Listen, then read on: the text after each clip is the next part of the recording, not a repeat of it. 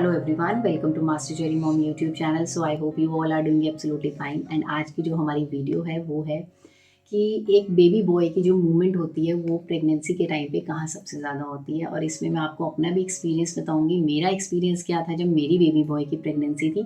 तो वीडियो को स्टार्ट करने से पहले चैनल को सब्सक्राइब कीजिए, वीडियोज़ को लाइक करिए एंड शेयर करिए। कोई भी आपका डाउट है तो आप मुझे कमेंट सेक्शन में पूछ सकते हैं। तो चलिए स्टार्ट करते हैं आज की वीडियो कि अगर बेबी बॉय हो तो उसकी सबसे ज़्यादा मूवमेंट कहाँ होती है प्रेगनेंसी के टाइम पे।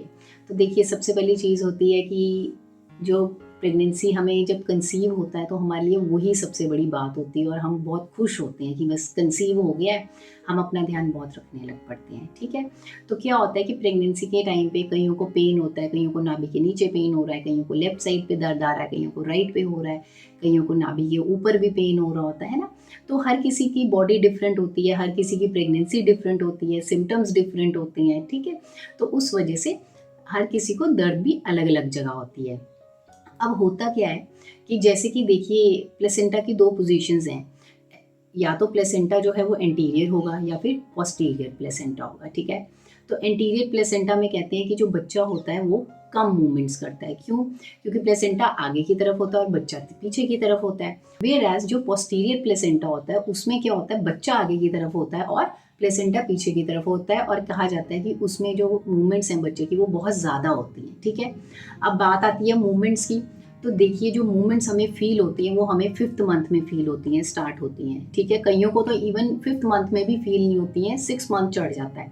वो क्या होता है, अगर हमारी फर्स्ट टाइम प्रेगनेंसी है तो हमें इतना नहीं पता चलता, लेकिन अगर हमारी सेकेंड टाइम प्रेगनेंसी होती है तो हम जल्दी से एक्सपीरियंस कर जाते हैं, क्योंकि हमें एक आधी बार पहले एक्सपीरियंस हो चुका है। ठीक है, तो हमें जो मूवमेंट्स होती हैं बेसिकली 5th मंथ में स्टार्ट हो जाती हैं और उसके बाद धीरे धीरे मूवमेंट्स जो है 7th मंथ कह लीजिए या फिर 6th मंथ में होती हैं, 7th मंथ में होती हैं।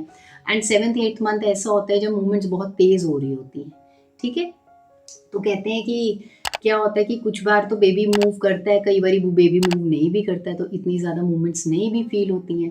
तो इसमें क्या होता है कि जैसे कि 8th मंथ आता है, 8th मंथ के एंड में या फिर आप कह लीजिए कि 9th मंथ में बच्चा जो है वो हेड डाउन पोजीशन ले लेता है। मतलब बच्चे का जो सिर है वो नीचे की तरफ आ जाता है और वो वहाँ पे पोजीशन ले लेता है कि डिलीवरी होने वाली है। ठीक है, डिलीवरी के अकॉर्डिंग हमारी बॉडी जो है प्रिपेयर कर रही होती है यूट्रस अपने आप को। ओके, तो ये चीज़ होती है।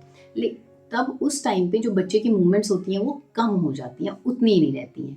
ठीक है, अब ये जितनी भी बातें हुई कि जैसे पोजीशंस हो गई, प्लेसेंटा की पोजीशन हो गई या फिर बच्चे की हेड डाउन पोजीशन हो गई, तो देखिए ये सिर्फ एक आप कह लीजिए कि एक पर्सनल एक्सपीरियंस होता है हर किसी का। हम ये नहीं कह सकते हैं कि एंटीरियर प्लेसेंटा है तो कम मूवमेंट्स होती हैं और पोस्टीरियर प्लेसेंटा है तो ज़्यादा मूवमेंट्स होती हैं, ऐसा नहीं कह सकते।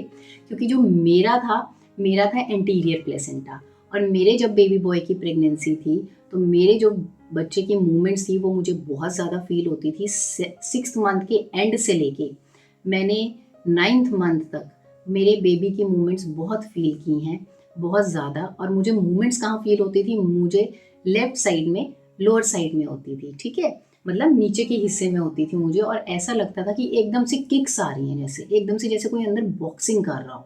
ठीक है, तो वैसी मूवमेंट्स फील होती थी मुझे। ऊपर की साइड बाद में फील होना शुरू हुई थी जब 9th मंथ आया था, मतलब नाभि से ऊपर वाले हिस्से में मुझे बाद में होना शुरू हुई थी फील।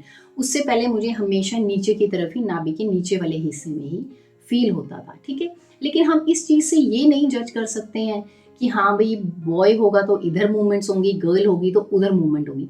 वो बच्चा है, वो बच्चा अंदर घूम रहा है उस पानी के अंदर, वो कहीं पे भी घूम सकता है, कहीं पे भी वो हमें अंदर से किक कर सकता है, बुला सकता है हमें, है ना। उसने तो हमें कभी भी बुला लेना है, ऐसे हाथ मार के, पैर मार के, हल्की सी किक करके। तो ऐसा कुछ नहीं होता है, ये तो सब भगवान जी को पता होता है कि बेटा होगा कि बेटी होगी। हमें तो बस ये प्रे करना चाहिए कि बेबी हो और वो हेल्दी हो। ठीक है, सो आई होप इस वीडियो से आपको हेल्प मिली होगी। जाने से पहले चैनल को सब्सक्राइब कीजिए, वीडियोस को लाइक करिए एंड शेयर करिए। कोई भी आपका डाउट है तो आप मुझे कमेंट सेक्शन में पूछ सकते हैं। मिलते हैं नेक्स्ट वीडियो में। Till then take care, thank you and bye bye.